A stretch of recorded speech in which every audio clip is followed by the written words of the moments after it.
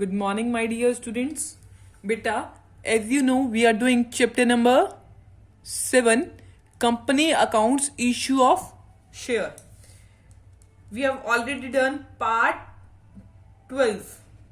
Today is part 13 of our video. Part 13 कर रहे हैं हम, ठीक है? 12 parts हम पहले कर चुके हैं.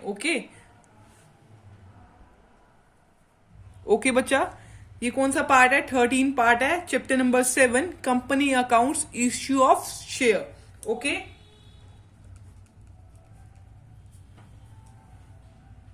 क्लियर? आज का टॉपिक है हमारा ओवर सब्सक्रिप्शन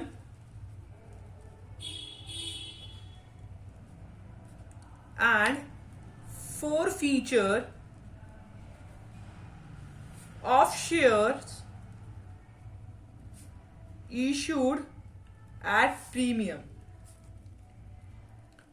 बेटा, हमने अपनी प्रीवियस वीडियो में over subscription and four feature of share करा था, ठीक है? पार पे इशूड एट पार करा था, बट आज हम कर रहे हैं issued at premium. Clear? Okay, अब देखो, आज हम इलस्ट्रेशन नंबर 57 करेंगे. इलस्ट्रेशन नंबर 57 पेज नंबर 7.100 पे है. Okay, let's start. मैं आपको क्वेश्चन बता रही हूं.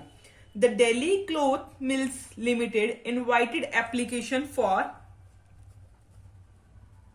10,000 shares. I am writing the question also. 100 rupees each at premium of 10. 100 rupees plus premium means 110. Okay. 50 rupees on application, 35 on allotment, including premium. 25 plus 10 means, okay, and 25 on call. Okay.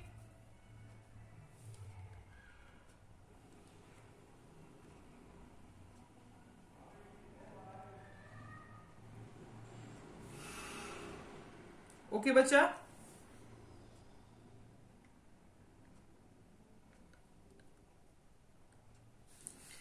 This one और इसको total, तीनों को total करोगे तो 110 बनेगा वो. Clear? अब देखो, 10,000 शेयर से बट 15,000 शेयर्स की एप्लीकेशन रिसीव्ड करी. रिसीव्ड एप्लीकेशन 10,000 की आनी चाहिए थी, बट हमने रिसीव करी एप्लीकेशन 15,000 की. Okay, applicant for 2,500 share did not gate any allotment and their money were returned. Allotment was made pro rata to the remaining applicants. Okay, इस काम में आपको सबसे पहले क्या करना है? एक साइड आप 15,000 लिखोगे, दूसरी साइड आप 10,000. ठीक है, आपको देने 10,000 है 15,000. ठीक है, जिसमें से 2,500 में से उनको रिजेक्ट कर दिया. नील रिजेक्टेड मतलब 2,500 मल्टीप्लाइड बाय 50 रुपीज देके उसको उनको घर भेज दोगे टू बैंक अकाउंट की. बैंक में ये पैसे चले जाएंगे. क्लियर? बाय 10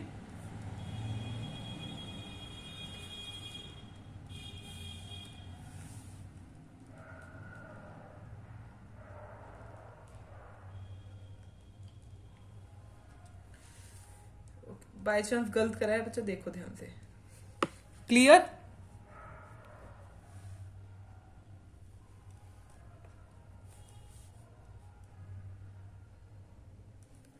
ओके, अब देखो इसके बाद कितने शेयर्स बच जाते हैं.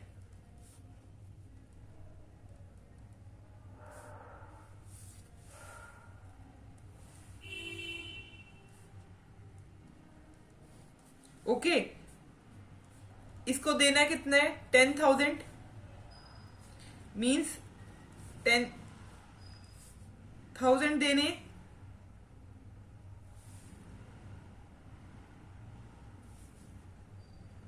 ओके, अब कितने एक्स्ट्रा है? अभी भी इतने एक्स्ट्रा है. इसको हम कहाँ यूज करेंगे? अलॉटमेंट के टाइम पे एडजस्ट करेंगे. हम इसको अलॉटमेंट के टाइम पे एडजस्ट करेंगे। ये कंसेप्ट क्लियर हो गया? ओके। अब नेक्स्ट थिंग देखो बच्चा, इसमें रखा mister A was allotted 400 shares. 400 shares एक मिस्टर ए को, ए उसको अलॉट करे गए थे, अलॉटेड, याद रखना, allotted 400 shares. He fail to pay the amount due on allotment and calls. मतलब कॉल्स भी करी गई और अलॉटमेंट भी करी गई, बट उसने अलॉटमेंट भी पे नहीं करी और कॉल्स मनी भी पे नहीं करी, बट कॉल्ड अप सारे हुए। ठीक है, इसको फोरफीट कर दिया गया। इन वाले शेयर्स को क्या करा? फोरफीटेड। इसके बाद ये क्या हुए? रीइश्यूड हुए।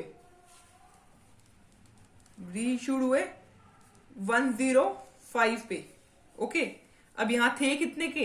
100 के थे। रीइश्यू कितने के हुए?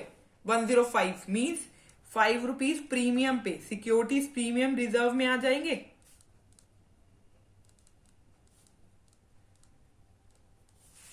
क्लियर? अब देखो कैसे स्टार्ट करेंगे हम क्वेश्चन। ये वाला कंसेप्ट आपको क्लियर हुआ? ठीक है, इसी में हम इसके वर्किंग नोट्स यहीं पे कर लेते हैं। पहले क्वेश्चन स्टार्ट करने पहले वर्किंग नोट्स बना लेते हैं।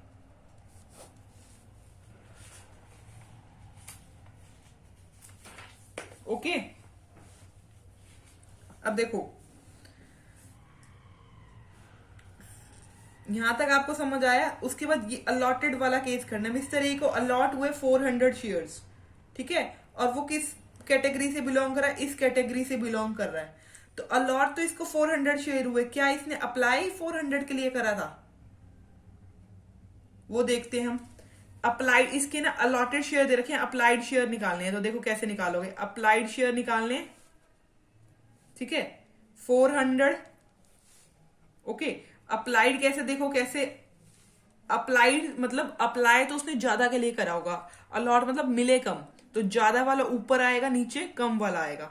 ठीक है, अब इसमें अगर देखोगे तो 1:5 रेशियो में 100 है। ठीक है, ज्यादा वाला ऊपर, स्मॉल वाला नीचे। क्यों? उसने अप्लाई इस कैटेगरी से बोला, तो अप्लाई इन्होंने इस इतनों के लिए करा होगा, उसको मिले 100।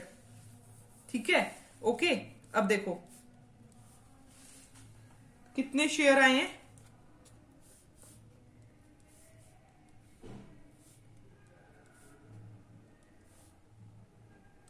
500 शेयर्स आए बच्चा। यहां तक समझ आया? देखो 500 शेयर आए। इससे क्या पता चला? उसने अप्लाई 500 के लिए करा गया था, बट उसको अलॉट कितने हुए? 400। मतलब 100 रुपीज, 100 रुपीज मीन्स, सॉरी बच्चा, 100 शेयर्स पे उसने एक्स्ट्रा पैसा दे रखा होगा। 100 शेयर्स पे उसने एक्स्ट्रा पैसा दे रखा होगा। क्लियर? समझ आया? 100 शेयर्स पे उसने एक्स्ट्रा पैसा दिया होगा। ये एप्लीकेशन के टाइम वाला पैसा मल्टीप्लाई करेंगे 50 रुपीज वाला। मतलब 5000 रुपीज उसने एक्स्ट्रा दे रखे हैं। 5000 उसने एक्स्ट्रा दे रखे हैं। ठीक है, ये एक्स्ट्रा दे रखे हैं। ये हम कहां एडजस्ट करेंगे? इसके अलॉटमेंट के टाइम पे एडजस्ट हुए होंगे ये, क्योंकि ये वाले कैटेगरी के सारे पर्सन का अमाउंट कहां एडजस्ट हो रहा है? कहां एडजस्ट हो रहा है? अलॉटमेंट के टाइम पे। तो इसके 5000 भी अलॉटमेंट के टाइम पे एडजस्ट हुए होंगे। क्लियर? और ये अलॉटमेंट पे नहीं कर पाया। क्या पे नहीं कर पाया? अलॉटमेंट पे नहीं कर पाया। देखो 400 के अकॉर्डिंग 400 मल्टीप्लाइड बाय 35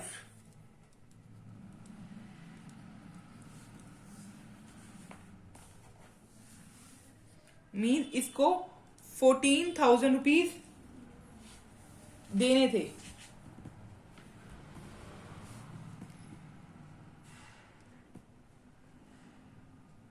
इसको 14,000 देने थे, जिसमें से 5,000 ये अलॉटमेंट के टाइम पे पहले ही दे चुका है। तो इसको हम माइनस कर देंगे। मीन्स 9,000 रुपीज हमें नहीं मिले, नॉट रिसीव्ड।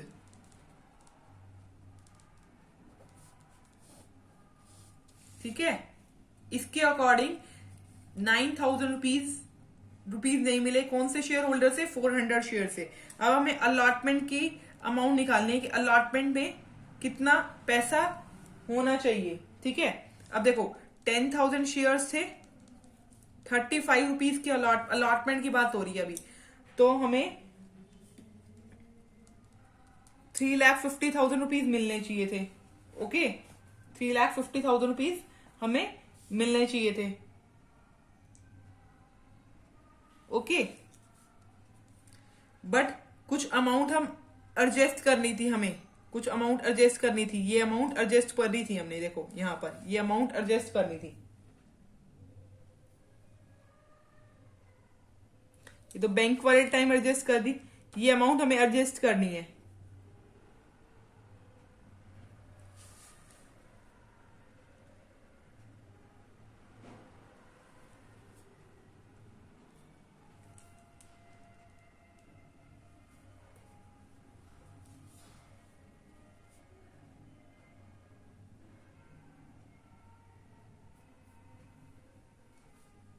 अब देखो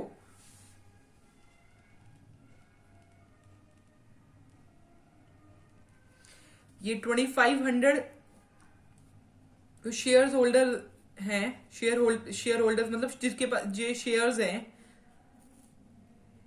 ठीक है, उन्होंने 50 रुपीज के अकॉर्डिंग अमाउंट पे कर दी होगी। कितना हो गया देखिए,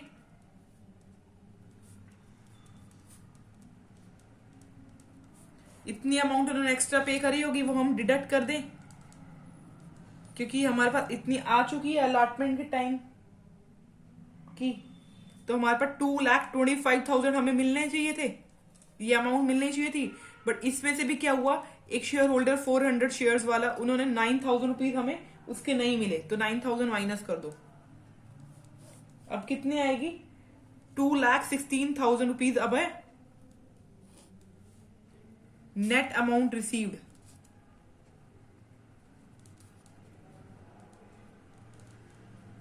ये हमने क्या माइनस करें, एक्सेस अमाउंट माइनस करी है, एक्सेस अमाउंट माइनस करी, ये अमाउंट आई, बैलेंस आया, इसमें से लेस हमने क्या करा, amount note received, amount note receive from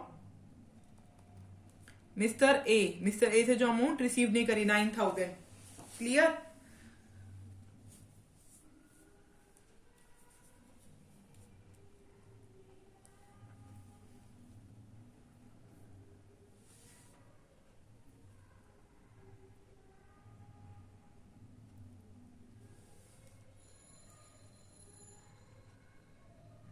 okay, clear हो गया।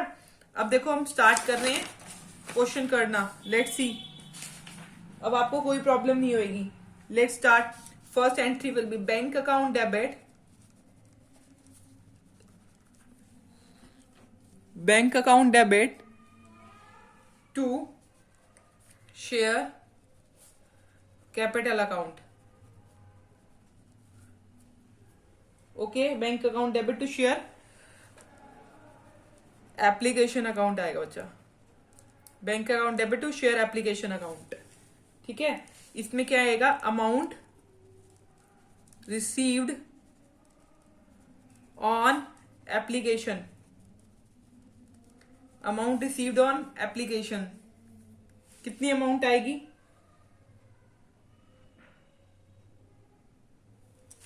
15,000 शेयर्स की अमाउंट आएगी, multiplied by 50।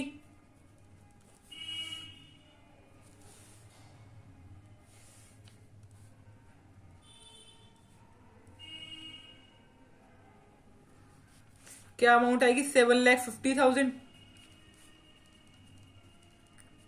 Clear. Next entry देखो, share application account debit to share capital account.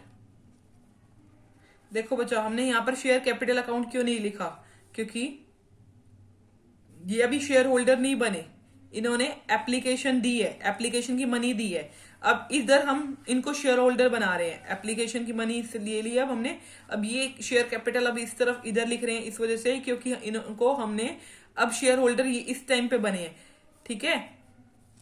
जो शेयर होल्डर बने होंगे उनको कैपिटल दे देंगे, कईयों की अमाउंट अलॉटमेंट के टाइम पे हम एडजस्ट कर देंगे। देखा था हमने अलॉटमेंट के टाइम पे कुछ की अमाउंट एडजस्ट कर दी होगी, कईयों को बैंक अमाउंट करके रिजेक्ट कर दिया होगा। ये एंट्री हो गई।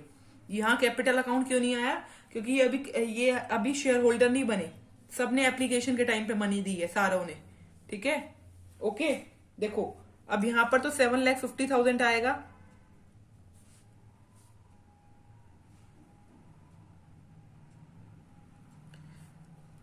कितने शेयर्स थे? 10,000 शेयर्स थे, 50 रुपीज के अकॉर्डिंग 5 लाख रुपीज।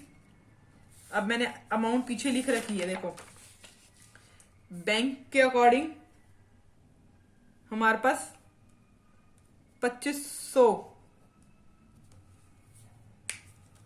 शेयर्स थे, 2500 शेयर से मल्टीप्लाइड बाय 50 करा तो ये अमाउंट आई 1,25,000। मैंने मल्टीप्लाई कर रखा है पीछे 1,25,000, ठीक है। अब देखो यहां पर अलॉटमेंट में 2500 शेयर्स थे, 50 रुपीज के अकॉर्डिंग ये अमाउंट आई होगी। हम यहां लिख रहे हैं, देखिए 1,25,000, ये कंप्लीट, ये एंट्री कंप्लीट। ये तो मैंने आपको पीछे ही समझा दी थी ये वाली entry. Next one is share allotment account debit to share capital account. इसमें ध्यान रखो, इसमें इस एंट्री में सिक्योरिटीज प्रीमियम रिजर्व भी है। सिक्योरिटीज प्रीमियम रिजर्व है तो सिक्योरिटीज प्रीमियम रिजर्व भी लिखना है आपको ड्यू की एंट्री में। ओके बच्चा, ओके, ये ड्यू की एंट्री है और अलॉटमेंट के टाइम पे ड्यू की एंट्री में सिक्योरिटीज प्रीमियम रिजर्व भी है। क्लियर? अब हमारे पास 10,000 शेयर्स हैं, 15,000 का केस खत्म हो गया है यहाँ पर। क्लियर? क्योंकि हमने यहाँ अलॉटमेंट और बैंक के अकाउंट में एडजस्ट कर दिया। 10,000 शेयर्स की अमाउंट कितनी है? 35 रुपए, ठीक है। Okay, 3,50,000। Clear?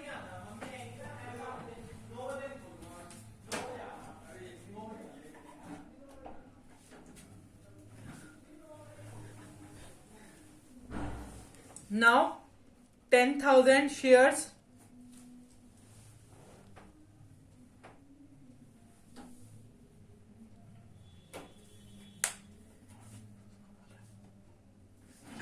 multiplied by 25, 2,50,000. Next one is 10,000 shares multiplied by 10. Okay, 1 lakh। ये बच्चा थोड़ी इधर करके लिखना है ये वाली टर्म 2,20,000, क्योंकि आप जनरल एंट्री कर रहे हो। डेबिट साइड की अमाउंट इस तरफ, क्रेडिट साइड की अमाउंट इस तरफ, 2,50,000 इधर तक आ जाना चाहिए आपके, ठीक है। उसके बाद bank account debit to share allotment account. इसकी एंट्री की अमाउंट भी हम पिछले इसमें कर चुके हैं। नेट अमाउंट रिसीव्ड कितनी होनी चाहिए? 2,16,000, ठीक है। अब हमें करने की नीड नहीं है क्योंकि मैं आपको वर्किंग नोट्स में सब कुछ समझा चुकी हूं। सिर्फ आपका नया पॉइंट यहां तक तो आपको क्लियर हो गया होगा, यहां तक की एंट्री में, यहां वाली एंट्री में ये वाला नया पॉइंट था। इसमें अलॉटेड शेयर दे रखे थे। देखो मैं एक बार दोबारा से समझा देती हूँ, ये अलॉटेड शेयर थे बट अप्लाई इस पर्सन ने ज्यादा के लिए करा होगा, तो 500 के लिए अप्लाई करा था इसने, 500 शेयर के लिए अप्लाई करा था बट उसको अलॉट हुए थे 400 शेयर्स। मतलब 100 शेयर्स पे उसने कुछ अमाउंट दी होगी, ठीक है, कुछ अमाउंट दी होगी जो वो उसकी अमाउंट एडजस्ट होगी अलॉटमेंट के टाइम पे। अब आप ये बोलोगे कि यहाँ पर 50 रुपीज, आप किसी के माइंड में ये भी होगा 50 रुपीज मल्टीप्लाई क्यों करे? क्योंकि इसने 100 शेयर की मनी एप्लीकेशन के अकॉर्डिंग, एप्लीकेशन के टाइम पे 50 रुपीज के टाइम, 50 रुपीज जब थे उसी के अकॉर्डिंग दी होगी ना, क्योंकि इसने एप्लीकेशन के टाइम पे एक्स्ट्रा मनी पे करी है, ठीक है। तो एप्लीकेशन में अमाउंट कितनी थी? 50 रुपीज थे, मतलब 50 रुपीज उसने एक्स्ट्रा पे करे ना। 100 शेयर पे उसने 50 रुपीज एक्स्ट्रा पे करे, मतलब 5,000 रुपीज उसने एक्स्ट्रा पे करे हैं। इसको अलॉटमेंट के टाइम तक ले गए, ठीक है, अलॉटमेंट के टाइम तक ले गए, इसको अलॉटमेंट के टाइम तक ले जाएंगे, ठीक है। उसके बाद देखो 400 शेयर पे उसने 35 रुपए पे करने थे, जो मतलब 14,000 रुपए पे करने थे उसने, जो उसने पे नहीं करे। ठीक है, ये कॉल इन एरर में आ गया। ये अमाउंट हम डिडक्ट करते थे पहले हमेशा, है ना। बट 5,000 उसने पहले पे कर चुके हैं तो उसको लेस कर देंगे, 9,000 आ जाएंगे। ओके, एक्सेस अमाउंट माइनस करके ये अमाउंट आई, 9,000 माइनस करें 2,16,000 हमने पीछे लिख दिए। Simple case. नेक्स्ट एंट्री पे आएंगे तो आता है share first and final call. दोनों फर्स्ट एंड फाइनल कॉल इकट्ठी हैं इसमें। जो आपके उसमें लिखा हो ना वही लिखना है आपको। फर्स्ट कॉल लिखा हो तो फर्स्ट कॉल लिखना है, और फर्स्ट एंड फाइनल कॉल लिखा होता है फाइनल कॉल लिखना है। ठीक है, to share capital account. Next one, अब इसमें ये देखो, इस पर्सन ने 400 शेयर वाले पर्सन ने कॉल मनी भी नहीं दी, कॉल मनी भी नहीं दी, कॉल मनी भी हमने उससे मांगी होगी। ठीक है, उसने कॉल मनी भी नहीं दी, हमने मांगी थी, उसने कॉल मनी भी नहीं दी। तो अभी शेयर फॉरफीट बाद में करेंगे क्योंकि अभी कॉल मनी हमने उससे मांगी है। तो 10,000 शेयर से मल्टीप्लाइड बाय कितने रुपये हुए थे देखो, 25 रुपए, 2.5 lakh. Next entry bank account debit to share first and final call account. क्या इस बार 2,50,000 पूरे आ जाने चाहिए? नहीं आने चाहिए, क्योंकि एक शेयर होल्डर था 400 शेयर्स वाला। ठीक है, 400 शेयर वाला एक पर्सन था जिसने पे नहीं करे कुछ अमाउंट। तो 2,50,000 माइनस में 400 शेयर्स वाला एक पर्सन था जिसने 25 रुपीज पे ऑफ नहीं करे होंगे। ऐसे भी कर सकते हो, ये अमाउंट सीधी आ जाएगी, और ऐसे भी कर सकते हो 10,000 शेयर में से 400 शेयर माइनस करें 9,600 मल्टीप्लाइड बाय 25। अब आपकी विश है आप कैसे निकालोगे। तो अमाउंट आएगी 2,40,000।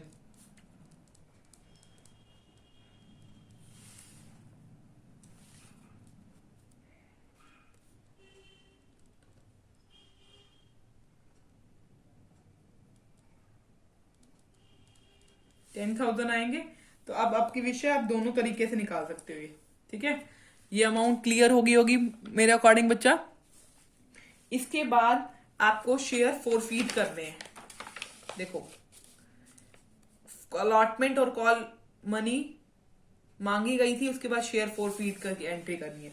अब शेयर फॉरफीट की एंट्री आप स्टार्टिंग से करते आ रहे हो, वो एंट्री है share capital account debit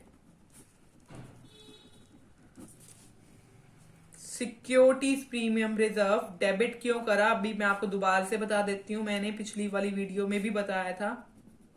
securities premium account debit to share allotment account to share first and final call account debit to share forfeiture account. देखो, हमने इसको डेबिट क्यों करा, आपके पास इसका रीजन होना चाहिए, आपको पता होना चाहिए।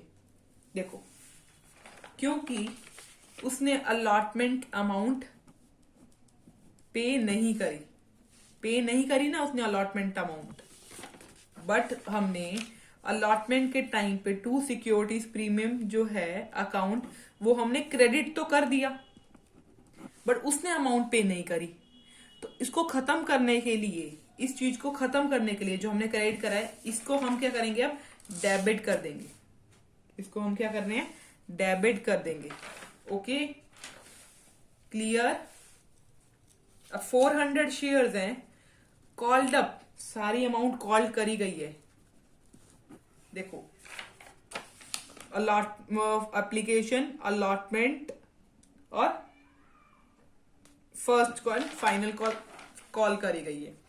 400 शेयर पे प्रीमियम कितना था बताइए फास्ट। 10 rupees, very good. सीधा सीधा फिल करते चलो। 4,000, 40,000, 4,000। देखो अलॉटमेंट उसने पे नहीं करी, फर्स्ट कॉल पे नहीं करी, फॉर फ्यूचर में वो अमाउंट आएगी जो हमें रिसीव हो चुकी है। अलॉटमेंट के अमाउंट पे कितने रुपीज रिसीव नहीं हुए? 9,000। सीधा आपको पता है, सीधा लिख दीजिए, no confusion. Clear? Next one, 400 shares पे फर्स्ट एंड फाइनल कॉल कितने की थी? 25 की, 10,000 रुपीज। अब कितने रिसीव हुए? देखो 400 शेयर्स के अकॉर्डिंग 50 रुपीज एप्लीकेशन के अकॉर्डिंग रिसीव्ड हुए थे, 20,000 रुपीज रिसीव्ड हुए। बट कुछ और चीज भी ध्यान रखो, जो ये फॉरफीट कर रहे हैं इसकी एक्स्ट्रा अमाउंट भी थी हमारे पास, जो हमने अलॉटमेंट के टाइम पे एडजस्ट करी थी। मतलब हमने रिसीव करे ना इसके 5,000 रुपीज, तो इसको भी एंड में प्लस करेंगे। ये दोनों साइड इक्वल हो जाएंगी। नेक्स्ट एंट्री, री इश्यू की एंट्री कर रहे हैं। Bank account debit, bank account debit to share capital account to securities premium reserve account. Bank account debit to share capital account to securities premium reserve account. हो गया बच्चा? अब देखो 400 share ही forfeit करें, 400 शेयर ही forfeit करें। अब री issue की एंट्री कर रहे हैं, तो आपको ये देखना पड़ेगा कितने री इश्यू हो रहे हैं। तो जितने फॉरफीट करें हैं उतने ही री इश्यू हो रहे हैं, तो यहाँ 400 लिखेंगे। कई बार ये होता है बच्चा, फॉरफीट तो हमने 400 करें पर री इश्यू 200 करें, ये चीज का ध्यान रखना। बट इस क्वेश्चन में नहीं है ऐसा, फॉरफीट 400 करें तो री इश्यू भी 400 करें। 105 रुपीज पे री इश्यू करें, इसका मतलब 400 multiplied by 5 rupees premium, 400 multiplied by 100, 42,000, 40,000, 2,000। Clear? Next entry आती है जो हमारा प्रॉफिट होता है इससे, तो share forfeiture account debit to capital reserve में ट्रांसफर कर देंगे। To share forfeiture account debit to capital reserve में ट्रांसफर कर देंगे। अब आपको पता होना चाहिए कितनी रिजर्व में आएंगे। क्लियर? अब देखो 25,000। अब यहां पर अगर लॉस होता तो हम लॉस लेस कर देते, बट ऐसा कुछ नहीं है। तो शेयर फॉर फ्यूचर अकाउंट में 25,000 है तो 25,000 लिख देते हैं।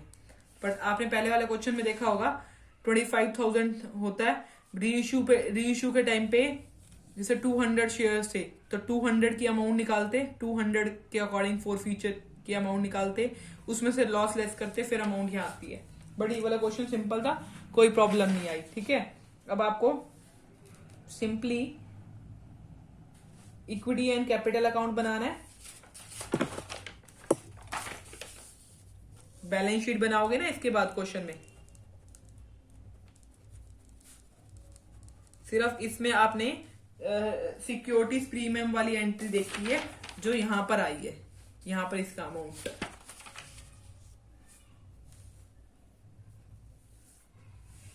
क्लियर? तो नोट्स बनाओ, इसके बाद नोट्स भी बनाएंगे इसके। Particular not number, current year, previous year खुद फिल करना है। इसके बाद आएगा first one is equity and liabilities, equity and liabilities.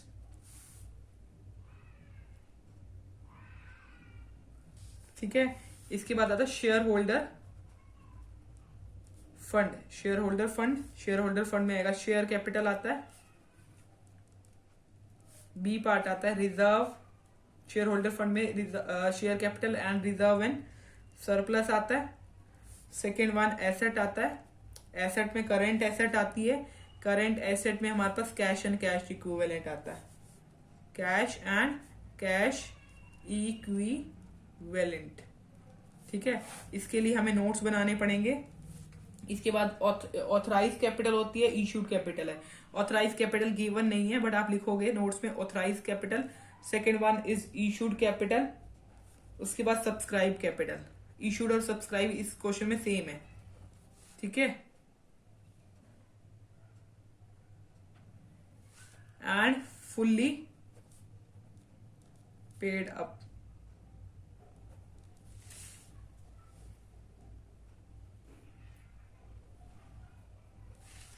$10,000 shares थे, 100 रुपीज थी, 10 लाख, यही अमाउंट ऊपर आएगी करेंट ईयर की। अब रिजर्व एंड सरप्लस निकालने हैं। रिजर्व एंड सरप्लस में दो चीजें आती हैं बच्चा, एक तो कैपिटल रिजर्व और securities premium reserve. Securities premium reserve account और कैपिटल रिजर्व। पीछे से देखो और लिखो, यहां पर अमाउंट है 98,000 और 25,000, 1,23,000। ठीक है, तो हमें यहाँ टोटल करके लिखना है 1,23,000। अब आप कैश एंड कैश इक्विवेलेंट कैसे देखोगे, बैंक अकाउंट की जितनी अमाउंट होगी सारी टोटल कर दोगे तो 11,23,000 ही आएगी। ऊपर इक्विटी एंड लाइबिलिटी इक्वल होना चाहिए एसेट से। इक्विटी एंड लाइबिलिटी जो होती है वो इक्वल होनी चाहिए किससे, एसेट से। So our question is finished. अगर आपको कोई भी डाउट हो then you can ask from me. ठीक है, अब आप अपने बुक में इलस्ट्रेशन नंबर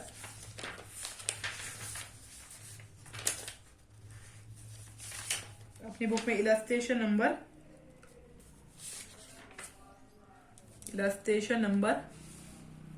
में इलस्ट्रेशन नंबर 61 तक कर सकते हैं, क्योंकि सारे सिमिलर टाइप के क्वेश्चंस हैं 61 तक।